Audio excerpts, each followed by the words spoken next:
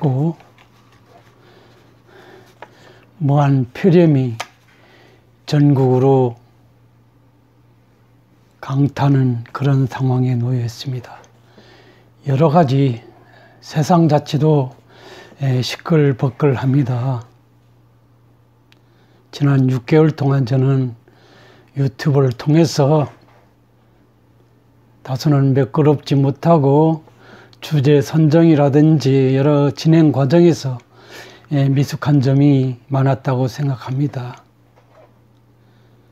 그렇지만 저는 5가지 원칙 하에서 나름 방송을 진행하고자 부단히 노력했다고 봅니다.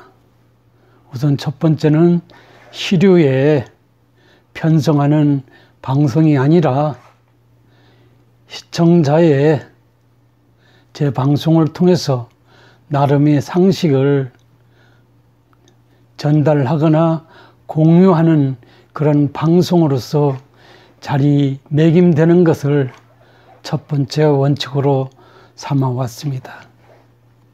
두 번째로는 제 개인적 주관적 판단에 의한 사실 전달보다는 가능하다면 객관적 근거라든지 객관적 의견에 입각한 주제 선정을 통한 방송을 하고자 하는 그런 생각을 갖고 있었습니다.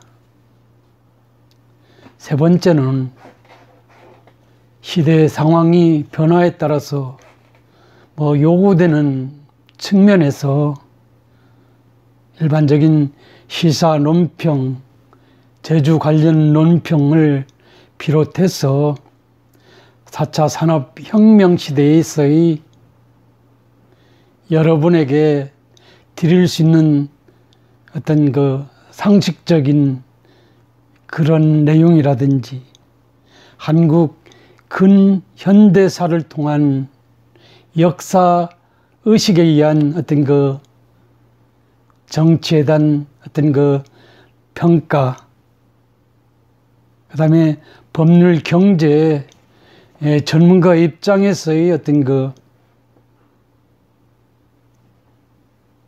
특히 경제 관련 평가를 위한 방송을 진행하고자 노력해 왔습니다. 네 번째로는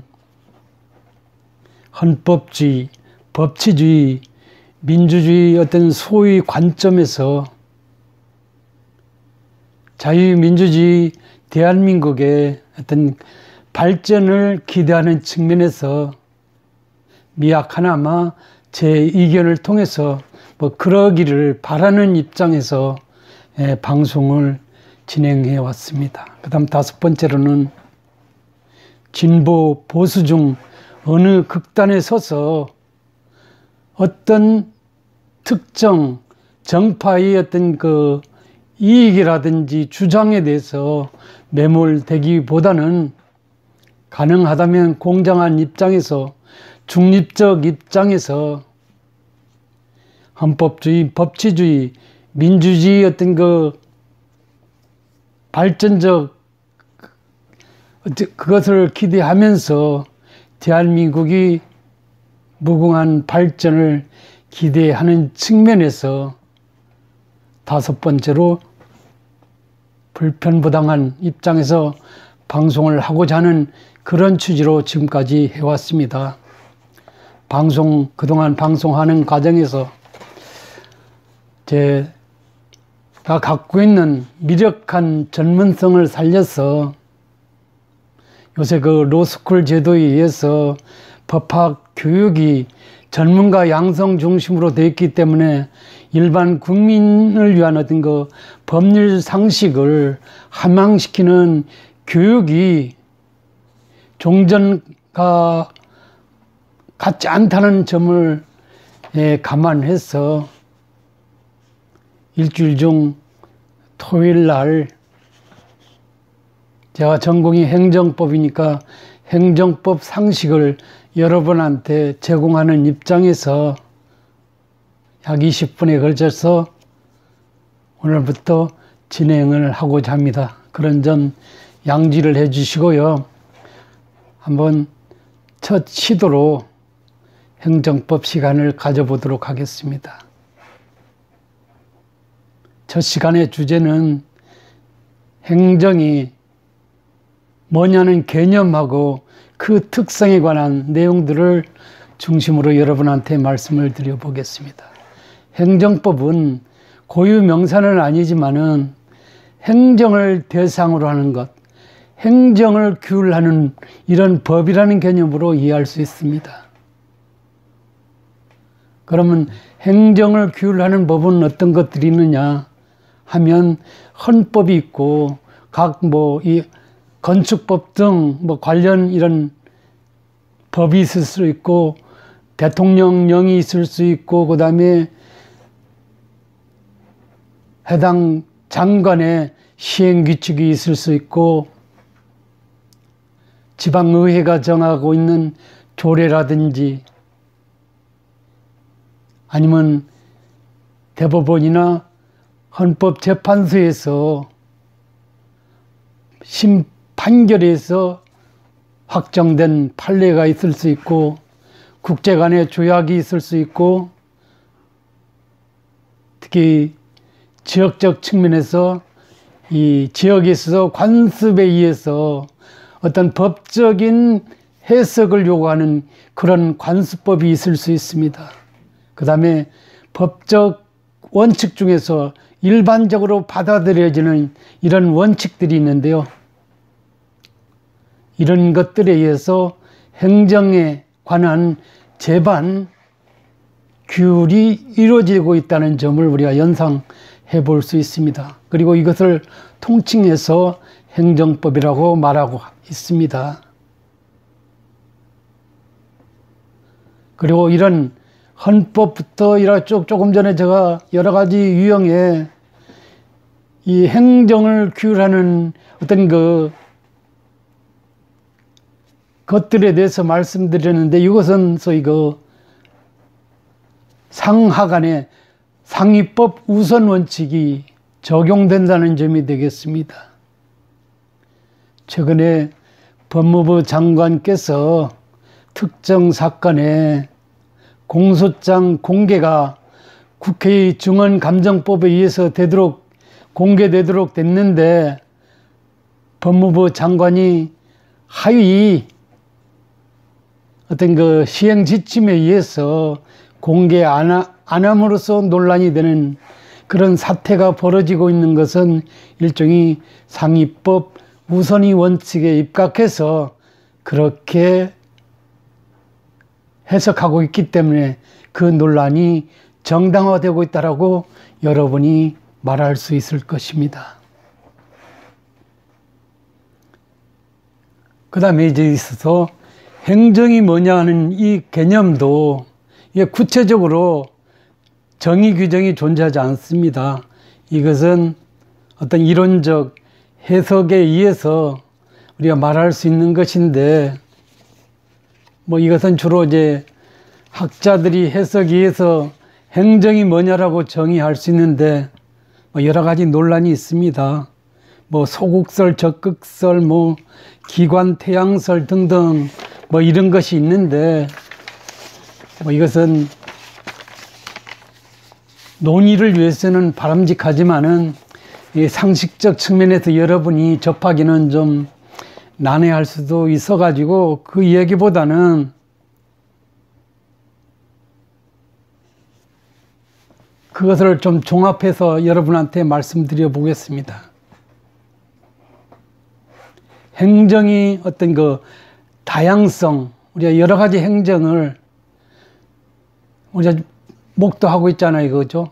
현대 국가를 행정국가로 우리가 치부하잖아요. 행정이 중심이 되는 국가. 그냥 삼권,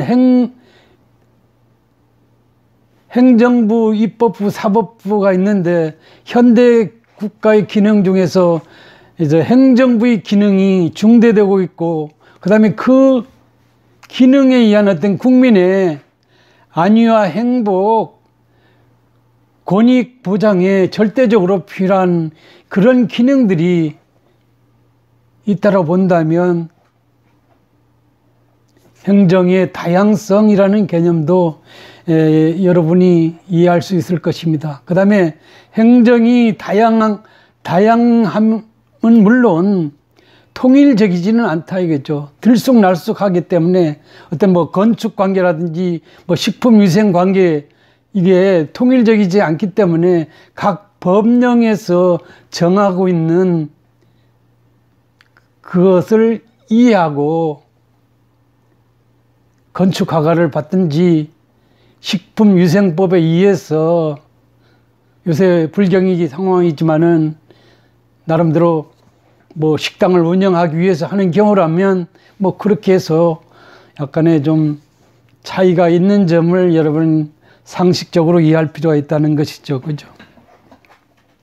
그래서 행정이 다양하고 그 다음에 통일적이지 않음에 비춰서 이 행정의 개념을 일률적으로 정하기는 어렵다. 그것보다는 그저 한목적으로 이런 개념으로 이해되는 것이 행정이다라고 우리가 이해하면 좀 그런 대로 상식적으로는 근접할 수 있겠다. 그러면 상식적으로 근접하면 구체적으로는 어떻게 해야 되느냐 하는 점이죠.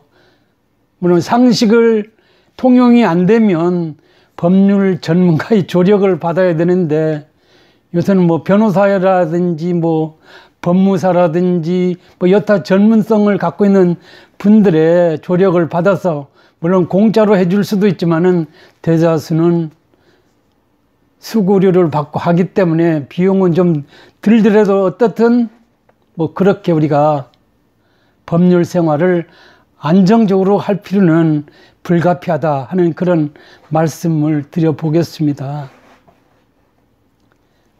뭐 그런 한목적으로 우리가 생각해 본다면 행정을 우리가 이렇게 할 수 있습니다. 법원의 사법작용, 법원의 사법작용이라는 것은 재판작용이잖아요. 그죠? 작용과 입법작용, 국회에서 입법작용,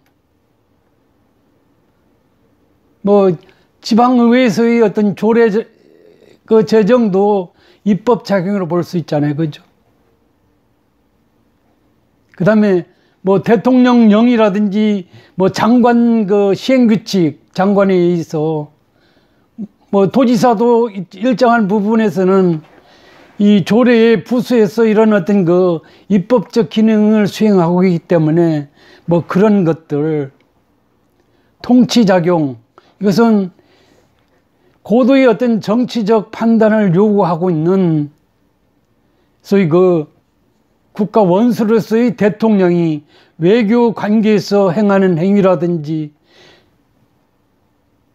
헌법에서 이 대통령의 정치적 판단에 의해서 어떤 사법 심사가 제한되는 이런 유형의 어떤 그 통치 행위로 해석되는 부분들이 있는데 뭐 이런 것 그러니까 사법작용, 입법작용, 대통령에 의해서 행해지는 이런 통치작용 이외의 국가 과업에 관련된 이런 작용들을 행정이라고 보는 것이 맞지 않느냐 이것을 행정이란다 라고 상식적으로 이해할 수 있지 않느냐는 그런 생각을 여러분한테 말씀드려 보겠습니다. 그렇다면 최근에 소위 그 검찰에서 소위 그 특정인 기소 처분과 관련해서 논란이 제기되는 사실을 여러분 알고 계시죠?